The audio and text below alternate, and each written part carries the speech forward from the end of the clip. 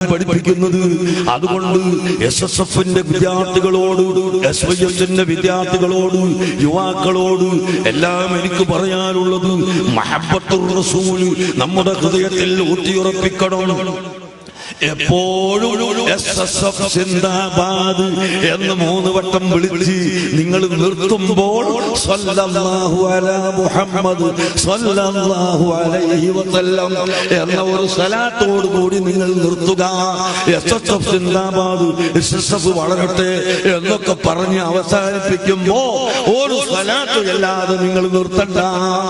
നിങ്ങൾ തുടങ്ങുമ്പോഴും നൃത്തത്തിലും എല്ലാ സമയത്തും റസൂലുള്ളാഹിന്റെ മേൽ സ്വലാത്ത് ചൊല്ലുക, റസൂലുള്ളാഹിനോടുള്ള മഹബ്ബത്ത് വർദ്ധിപ്പിക്കുക. അതാണ് അഹ്ലുസ് സുന്നത്ത് വൽ ജമാഅത്ത്, അതാണ് ദീനുൽ ഇസ്ലാം. അത് തന്നെയാണ് ഇവിടെ SSFും SYSും നമ്മുടെ സമസ്ത കേരള ജമിയത്തുൽ ഉലമയും ഉയർത്തിപ്പിടിക്കുന്നത്. അതിനെതിരായിട്ടാണ് സാമ്രാജ്യ ശക്തികൾ ഇവിടെ പ്രവർത്തിച്ചത്. അതിനെതിരായാണ് അധിനിവേശ ശക്തികൾ കടന്നു വരുന്നത്. അതുകൊണ്ട് തന്നെ നമ്മുടെ പ്രമേയം ആത്മീയത നിറഞ്ഞത് തന്നെയാണ്. ആത്മീയതക്കെതിരല്ല SSFന്റെ പ്രമേയം, SYSന്റെ പ്രമേയവും ഇൻഷാ അല്ലാഹ്.